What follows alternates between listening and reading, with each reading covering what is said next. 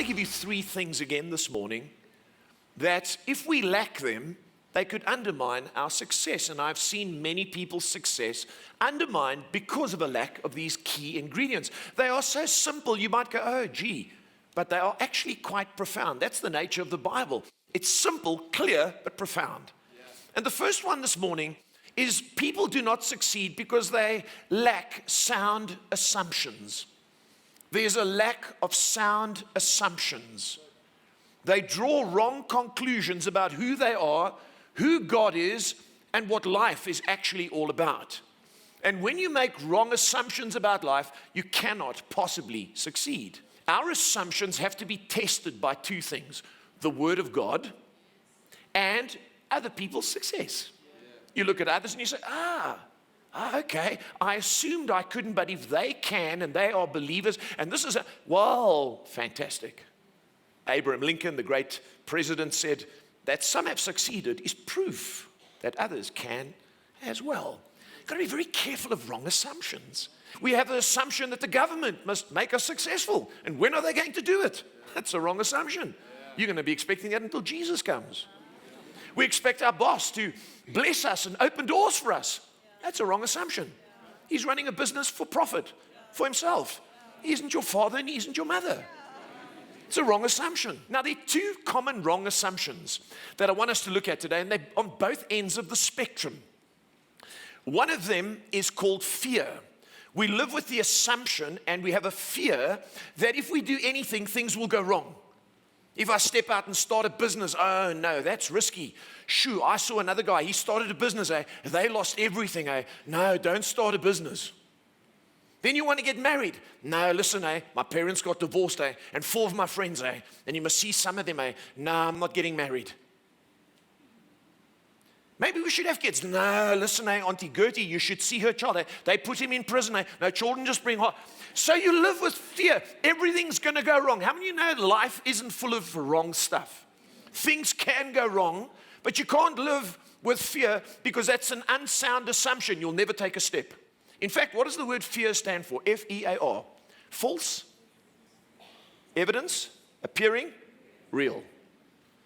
So it's not a sound assumption. But on the other side of the spectrum, you've got people who live with the other extreme. And it's also a 4-letter word, fine. F-I-N-E. When you talk to them, they've got no fear. How's it going? No, it's fine, How's your future look? No, I reckon it'll work out fine, You and your wife are having problems in your marriage. Are you doing anything? No, we'll be fine. I see you in debt. What are you going to do? No, we'll be fine, How many of you know fear and fine are a problem? And what does the word fine stand for? This is my own concoction. Failing to ignite neutral emotions.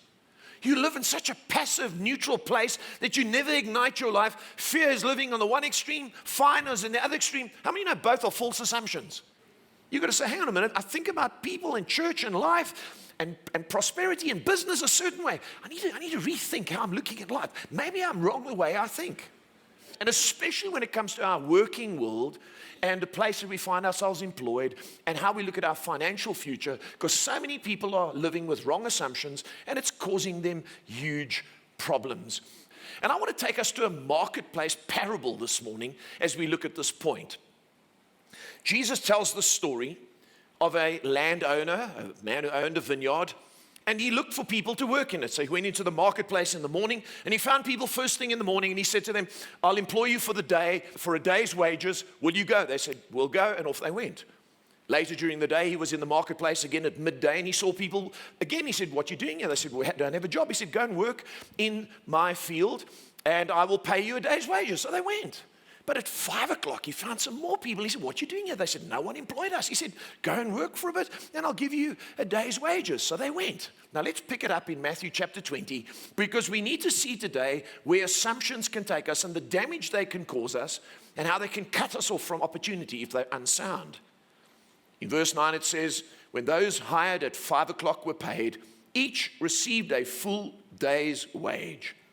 When those hired first, that's early in the morning, came to get their pay, they assumed they would receive more. Underline, they assumed, because that's a big problem in the workplace today. But they too were paid a day's wage.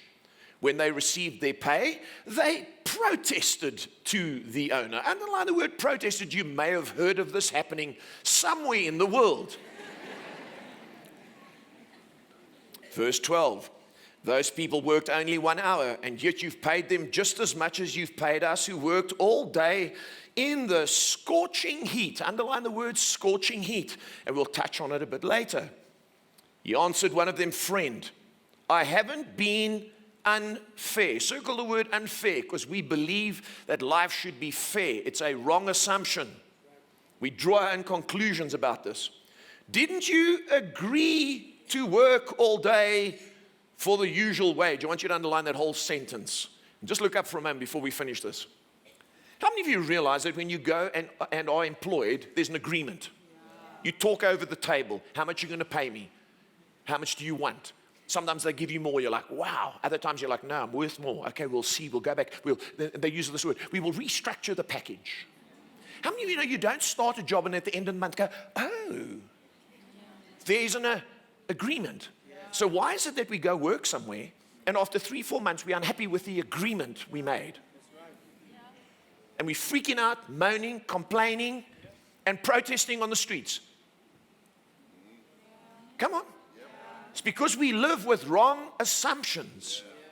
And wrong assumptions, even when you're a working person, put you in jeopardy.